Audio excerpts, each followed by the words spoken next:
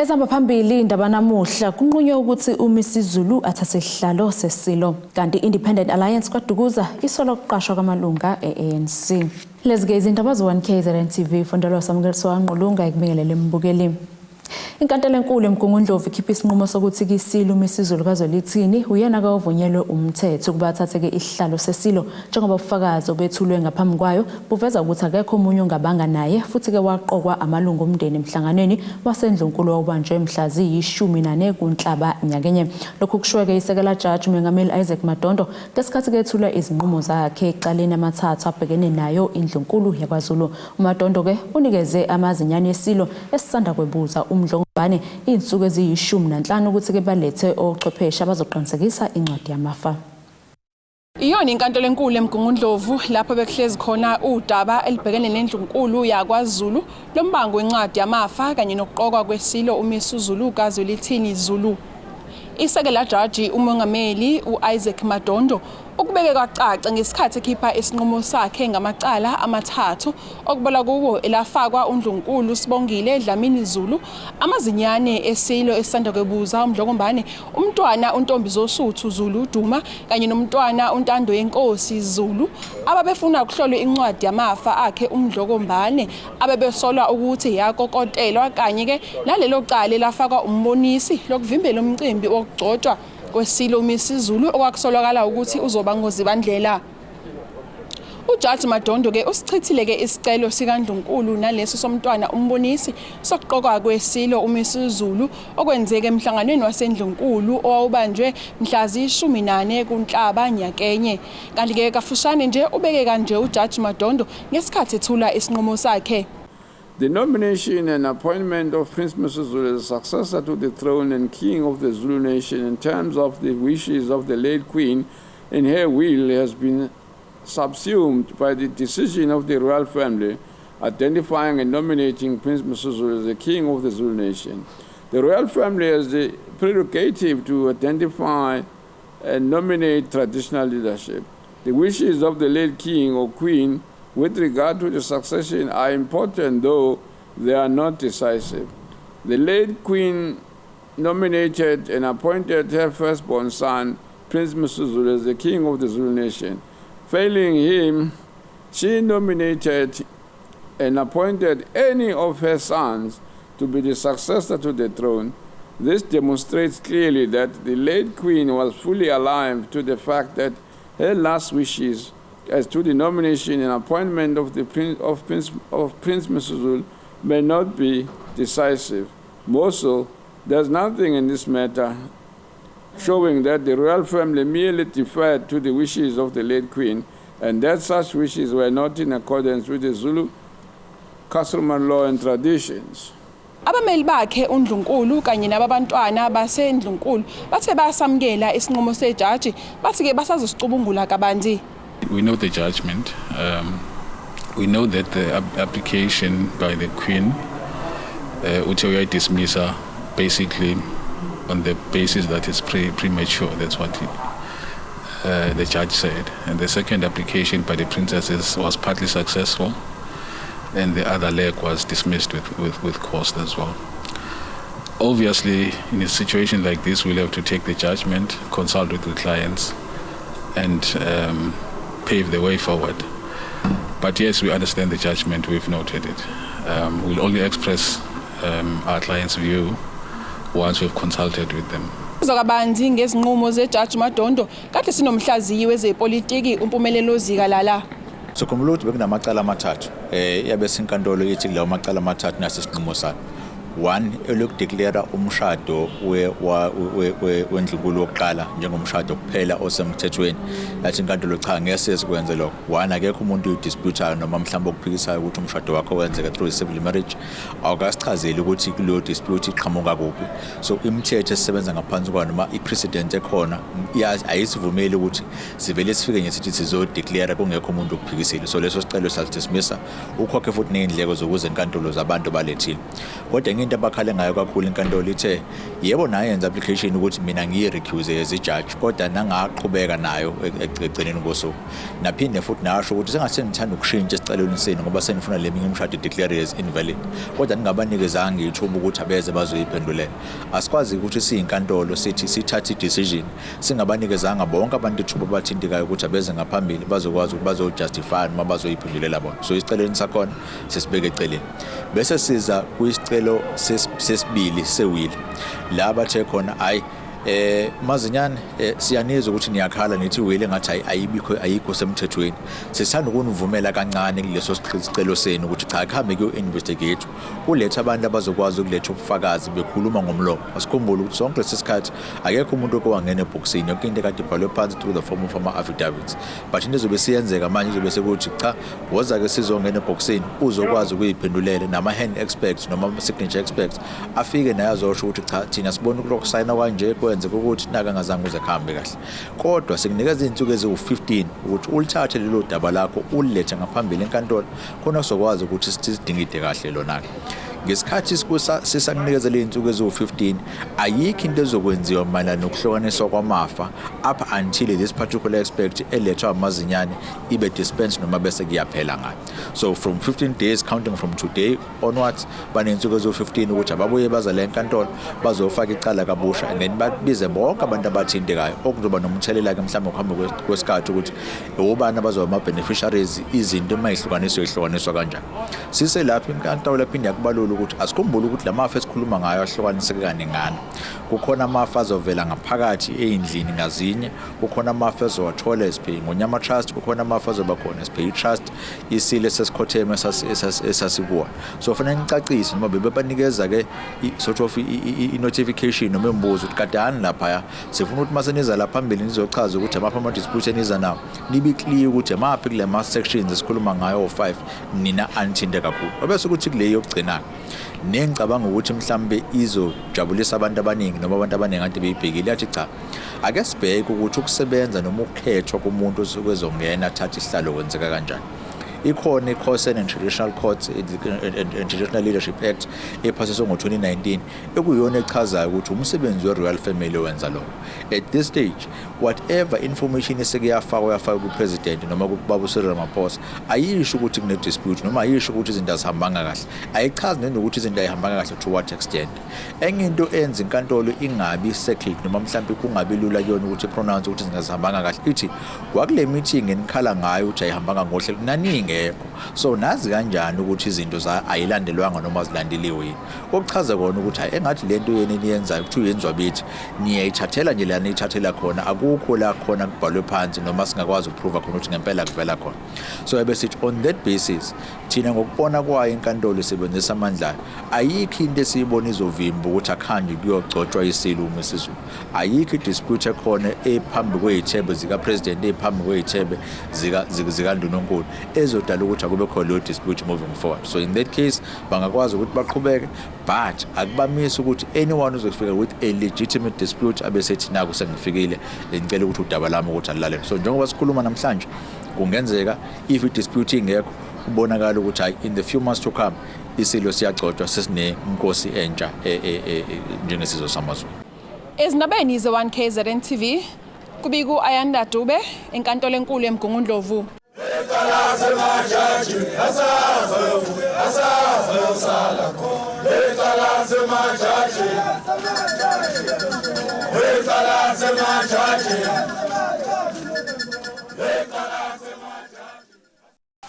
Leyo mvunge oyizwayo umbukeli noyibonayo lapho ngasekhaya ngeyawoka amabutho esizwe sikaphunga noMagebe bekade kejabulela zona indaba ezitheza hlaluka noma zavela kuyona ke inkantolo ephakeme yaseMgungundlovu kanti kumntwana uThulani Zulu kuyena ke ukhulumela endlunkulu kaZulu bese ethula ke inkulumo kuyona ke la ethula ke inkulumo yakhe phambi kwabo ibukeli nabe kade bezokweseka indlunkulu kaZulu ngaphandle kwayo ke inkantolo nebethula kuyona ipaki yaseMgungundlovu bese ebeka kanje ezwakalisa nje amanzi okubonga kanye nokuthokoza inkosi yakwabuthelezi uma ngosuthu kaMagogo kaDimzulu kaCetshwayo kaMpande ngoba kungaye la ngeke ngayibuza ukuthi mhlambe bekungafaneleni abelapha yimini bekufanele ngikhulume ngase ngiyibona ukuthi mhlambe bekufanele ukuthi angabikho ukukhuluma mina ukuze ngimbonge ngoba akakwazi ukuyibonga. There is tremendous relief within the whole Zulu nation following Justice Madondo's judgment today. We are grateful that he has laid to rest any argument that the king was not properly identified by the royal family as the rightful heir to the throne, and has made it very clear that His Majesty King Umisuzulu is indeed the bese ngiza kosuku namhlanje nabendlovu makhosi asendlunkulu enivuke namhlanje na inhliziyo zenu kade nanithandaza nithandazela lolu usuku. Mhlamba ke ngisho ukuthi makunjena umuntu angasibona sijabule nje asijabulela ukuwina, akekho umuntu owinile la, akekho futhi nomuntu oluzile. Kodwa into ebhlungu kakhulu ukuthi uzinzo kade lungekho endlunkulu, ngoba kubhlungu ukuthi kuxabane nje amalungu omndeni bese kuthatheka leyo nto kungathi into enkulu sigcwalisize sonke sekuba nemphumela engemihle, kanti ukuxabaneke kube khona kuyo yonke imindeni kakhulukazi enamakhosi. Kusho ukuthi nje kuyaye kunganakeki kudala sihamba imbango yamakhosi, lokho kwenzekile akuyona into entsha, yinto ehlala ikhona. Ngeke mangabe kuhamba inkosi enkulu kangaka bese kuhlala inkosi enkulu kangaka bese kungabi bikho lutho. Kanti futhi nalovuma zonke ukuthi bonke abantu bathi bayede bavuma inkosi ize nayidideke ithi bayithanda bonke bese ingakwazi ukubona kahle. uNkulunkulu uyazi indlela yakhe ukuthi inkosi yazi ukuthi kufanele kuphileni kwayo iphile kanjani, njoba uNkulunkulu uyayinika ubuhlakani inkosi ukuthi sihole kanjani. Amacala ke akade ekhona ngisho nje ukuthi mhlambe sizile masiwalalela kahle ukukhulunywa kwawo abengahlangene nje nokubeka kwenkosi yethu, kodwa manje umsindo wokungazela sengathi lamacala abevimba isihlalo, icala elize kwangathi liyasondela, ngoba phela angeke singene kakhulu emibangweni yemizi yamafa, ngoba phela wonke umuntu oyindoda emzini yakhe usuke esebenzela izingane zakhe, futhi kusuke kukuye ukuthi uma isezabela uzabela kanjani. Uma futhi inganelisiwe ibanga akulona icala lelo ziyobanga nje zeyiphumelele, kodwa isihlalo sobukhosi sisuke nje satheleka ngodaka singekho kuzo zonke lezi zinto lezi, ngoba nalopho usulalela amacala usulalela kahle uyabona ukuthi kwazona izingane zenkosi zazisho ukuthi esikhulumayo thina akuhlangene nokuthi ubani esesihlalweni, bafuna lokho ababe kufuna okungokwabo. Lilodwa nje icala esigcine ngalo obungathi lalivimba ukuthi inkosi ingagcotshwa, nakhona lalikhuluma nje kwakuama-hearsays, kwakuuvalo nje kubantu abenkosi, ngoba phela becabanga ukuthi kuzokwenzeka babecabanga umhla ka-3 kuDisemba bethi kuzogcotshwa inkosi, lokho kungazange kube kusenzeka. Kodwa futhi mase liphenya ijaji liyabuka nalo ukuthi wayengekho ngempela umuntu owayemile ebangisa inkosi, ngoba nomntana enkosi umntwana uSimakade akazange aze abangise inkosi, akazange asho ukuthi ufisa ukuba abe obangayo. Ngakho inkosi yethu inkosi Umisuzulu ibilokhu isesihlalweni nje njengoba sasisheka kade, ngokuthi ke singabantu abalalela umthetho nabahamba ngeconstitution yase South Africa befune sithule sithi du. Nani niyazi akaze sigcobe inkosi sibaya sikhona siyaviva, akaze sigcobe inkosi ngoba bese ngeke siphambane nemithetho. Njengamanje nje siyakhala.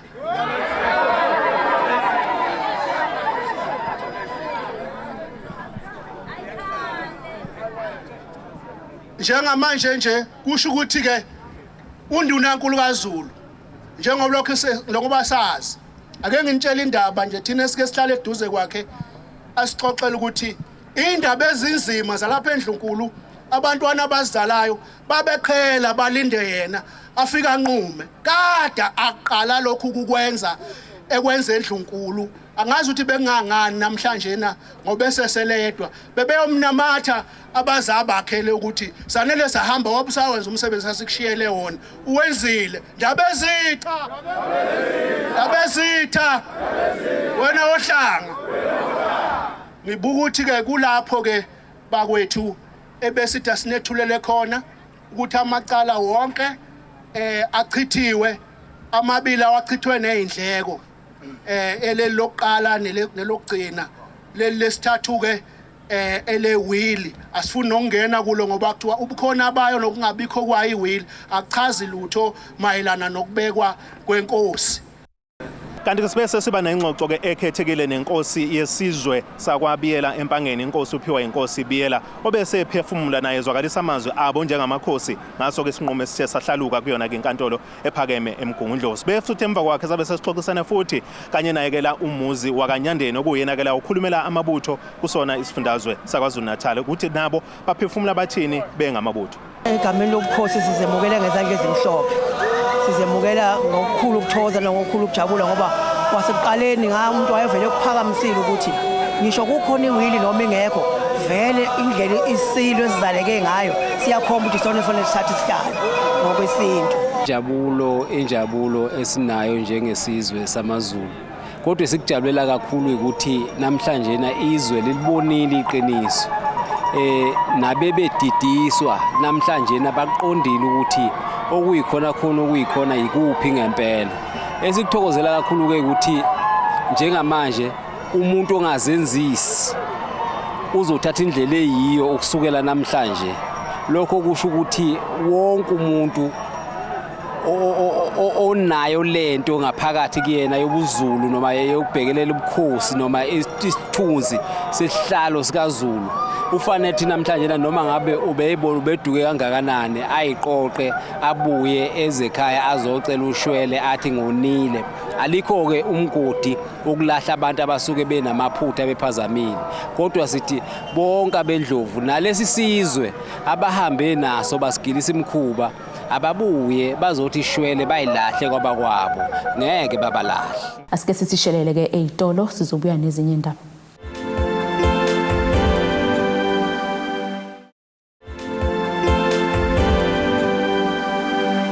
Uhlalo weqembu Independent Alliance KwaZulu Natal uMelisizwe Nhleko uthi ke sebebhalele umphathi kumasipala wakaDukuza ngesoloko zokuqashwa kwamalungu eANC kulo masipala kungalandelwanga ke imigudu efanele. Lokhu kuveleke kwisithangami sabezindaba besibanjelwe emahhovisi aleli qembu eStenga. Ekhuluma uNhleko kwisithangami sabezindaba uveza ukuthi iziphathimandla kumasipala wakaDukuza zenze into engafanele ngokuqasha elinye lamalungu alo elingaphansi kwa-ANC kuyona le ndawo ebelikade liyikhansela. Wathi ngokwenqubo mgomo uma kukhona isikhala somsebenzi ngaphakathi kukhishwa isikhangiso bese kuba khona nenhlolovo.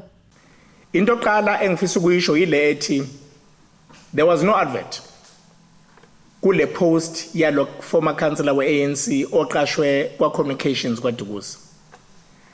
Kwaphinde futhi uma ngekho advert kukunikeza ngokusobala ukuthi ayibangakhona shortlisting etshengisa ukuthi those people who applied for that position had these qualifications of meeting the requirements. Okwesibili ilokhu noma okwesithathu ilokho ukuthi uma umuntu applyile wafaka ama documents wakhe kumele ukuthi bahambe baye ku-interview. There were no interviews conducted ukufilisha this position. Okwesi-4 ilokho ukuthi uma umuntu ese-applyile wa-interviewer noma wa-shortlist or-interviewer kumele ukuthi lo best candidate ikwazi ukuthi appoint. Uthi uma umasipala ungabaniki impendulo ephathekayo bazobhalela nomvikelo womphakathi ukudinga izimpendulo. Ngifisa uqinisekisa ukuthi msakazi i-Independent Alliance kwaDukuza municipality hayi ngokwe-chance hayi ngoba kuthiwa kwenzeke i-accident savuka khona kwaDukuza municipality. We were elected by the people. We will act accordingly. If lokhu kuukuthi zonke insolo zihamba kunjengoba kunje lokho esikutholile sizoqinisekisa ukuthi will boycott i-appointment yalo councillor ngendlela ezifanayo. Uma kusithatha ukuthi siye even ku-public protect we will do that. Uma kukhona amanye ama-avenues that we need to take we will do so. Yona into ezokwenziwa i-Independent Alliance leyo ngoba abantu basithumela ukuthi kwaDukuza municipality kuphela ukubukiswa ngabo nokuxhashazwa kukhishwa ama-adverts kwaziwa ukuthi obani sebethathiwe ekwama-former councillors we-ANC. Uthintwa umasipala lowo okhulumelayo uSipho Mkhize uveza ukuthi bazwile mayelana nesithangame kade sithinta wona lo masipala sibanjwe yilona iqembu Independent Alliance wabeseveza ukuthi basazohlala phansi njengomkhandlu bedingide kabanzi bese bekhipha umbiko ogcwele. For clarity, the municipal manager appointed Mrs. Thandeka Mkhize to the communications unit through a flexible contract due to Mr. Ngobese being seconded to the post of manager IGR and protocol, a position linked to an incumbent mayor's time in office. Should there be occasions that warrant changes in the political office bearer's office, Mr. Ngobese would have to be put back to his original post and Mrs. Thandeka Mkhize's contract terminated. It would have been irregular to advertise a non-vacant post. There is the post of Mr. Ngobese. Mrs. Thandeka Mkhize's appointment is similar to someone who assumes duties of someone who is on maternity leave. Umphakathi waseBukhanana ngaphandle kwedolobha iMpangeni enyakatho nesifundazwe KwaZulu-Natal usuhlalele kovalweni ngenxa yengwenye ebonakalayo emfuleni okulendawo elinye lamalungu omphakathi uCyril Sikhakhane uthi ke sebesabeleke imfuyo yabo kanye nezingane ezwela kulomfula siphuma esikoleni. Usuhlalele ovalweni umphakathi waseBukhanana ngaphandle kwedolobha iMpangeni enyakatho nesifundazwe KwaZulu-Natal njengoba kunengwenya ebonakalayo emfuleni ophuza imfuyo. Lengwenye okubeka ukuthi ihamba nechwanelayo kuvela ukuthi siziqedile izimbuzi njobe ezinye zitholakala sezifile kuwo lo mfula. Elinye lamalungu omphakathi esilike lasibonela ngamehlo lengwenya uCyril Sikhakhane lithi selisabela nezingane zesikole ezwela kuwo lo mfula uma ziya esikoleni. Sonto elidlule ngoLwesibili ngoLwesithathu ibona umphakathi obedlulela ngaphandle abanye ngicabanga beswala ngasedipho. Nesalakazi esengizalayo besikade siqhube imbuzi yasekhaya. Bathe bebona sibambe imbuzi ebimhlophe. So isikade umphakathi ube usu ba alert. Ngazi usolifana ngesikhathi esifana ntambama. Kuyiwa nabakwa wildlife ukuthi nasi isimo singaphezulu kwethu lapha akabezama. Umfethu waSikhakhane uDemet ubese sixhumanela nabo abafonele baseJodi abakabiyekho basekwenye indawo eMambu ngathi nabo nakhona nesifo esifanayo. Manje into embi le ndawo eseduze namakhaya imbuzi nenkomo zedlala nabantu bahamba khona la kunanengane ezincane ke ezifunda la esikoleni eziqhamuka le ndawo engaphesheya nazo zihamba khona la. Kunezinye edadishayo engizothi efundayo lokhozana amaklasi lethu lapha eMondini ehamba khona la. Ezinye zothungaza ngayicela nje ngibone zodlula ntambama eJodi ngikhanyisa amafoni enzama uxoxo bakunelwane lapha. Ingwenye isikhathi esiningi ngithanda ukuhamba ebusuku kanti ebusuku lapho kusuke kumnyama khona akubonakali. Lendo esikuyo iseduze kakhulu namakhaya asibiyele ngalezo indlela lezo. Sesathi mhlawumbe ngisokuthi uyavuka uyithole esekulende ngasemnyango. Ukusaba ukukhudlwanyana mfowethu. Iphoyisa lenkosi uvela Mtshalo unxusa umphakathi uba uqaphele ngaso sonke isikhathi uma uzohambela eduze nalomfula. Wanxusa abazali ukuba babheke izingane eziwela kulomfula kanjalo baphinde baqaphe nemfuyo. Ithimba lesindaba lifikisane nabezemvelo abebeze kuzobheka njengoba sebeyicuphile lengwenya bezama ukuyibamba. Umphakathi bengucele waseMancence kakhulukazi ukuthi abahlangabeze izingane ngoba izingane edlula lapha. Ilapho engiqwashisa khona nami. Imfuyo ke wonke umphakathi lo wakhelele nengwenya la ngapha awuze uzohlangabeza imfuyo zabo. Ngoba phela ziyaphela lapha. Abazemvelo bahlulekile ngoba inkukhu idliwe phela lapha. Bebecuphile lapha saqhiba nathi lutho. Ngivuke kusenje ngazo ucinga nami lutho. Lo ukhulumele zemvelo wathi life uMusa Mtambo uxwayisa umphakathi ngomngozi bengwenya wanxusa noba ungazami ukuzibambela yona. Ngaqinisekisa ukuthi umphakathi waseBukhanana lapha eMpangeni usibikele ngezingwenya ezimbili ezibonakala ezichanasa ngaphandle kwedamu elisendaweni. Ngokusho umphakathi ke sekukhona izilwane esezidliwe lezi zingwenya ezimbili. Ngaphinde futhi ngisho ukuthi amaphoyisa ezemvelo ahambile ayocupha lezi ngwenya lo damu lelo eseBukhanana. Ingwenya ke ngokujwayelekile isilwane esiphumela ngaphandle emini sithamele ilanga bese sibuyela ngaphakathi uma ilanga seselithatha lithambeme. Sicela ukuthi umphakathi mhlambe sekusikhashana ungaluseli izilwane zawo imfuyo yayo ngasedangini kuze kube siyasibamba lesilwane leso lezingwenya lezi ezibonakale kuleli damu leli. Enye futhi into engayisho ukuthi ukutholakala unengwenya kuyicala elibomvu ngoba ingwenya esinye sezilwane ezivikelekile ngaphansi komthetho lowaziwa ngokuthi i-TOPS. Okunye futhi engingakusho ukuthi ingwenya ino-shave omkhulu kabi ngokuthi uma kuthi mhlasimbe bebambile bona abantu bese beyayisika kungenzeka ukuthi mhlasimbe begcina sebethinta u-shave bese kufa abantu abaningi isidingo singekho. Ezindabeni zo-1KZNTV kubika ukuthi abantu maphumulo eBukanana. Mbukele ke sisishelele eyitolo sophinde sibuye futhi nezinye indaba.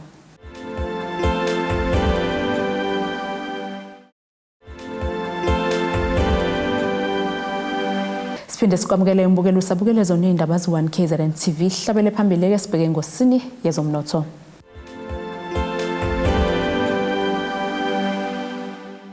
Irandi lu 15 rand 40 cent maqhathaniswa nedola lasemelika libo 20 rand 47 cent maqhathaniswa nopondo waseBritain libo 17 rand 11 cent maqhathaniswa neeuro yase-Europe igolide lona libo $1,937.97 ounce kutholo ngahluze wona ube $104.97 umphongolo. Bukele ke sibheke engosini yezemidlalo.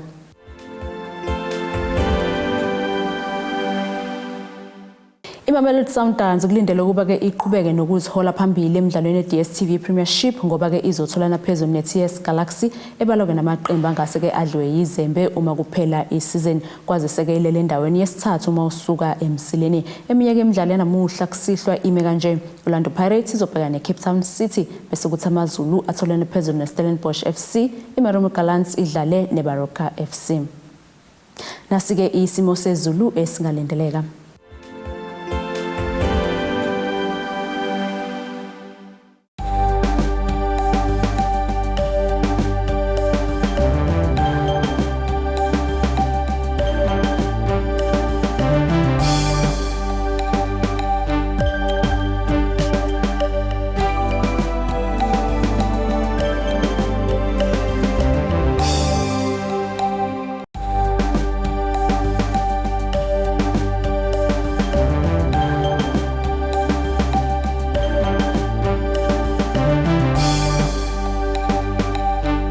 Bukeleke ilezi besikuphathele zona osukwini namhlanje mina nawe sihlangane ngesikhathi esilandelayo nisale kahle emakhaya.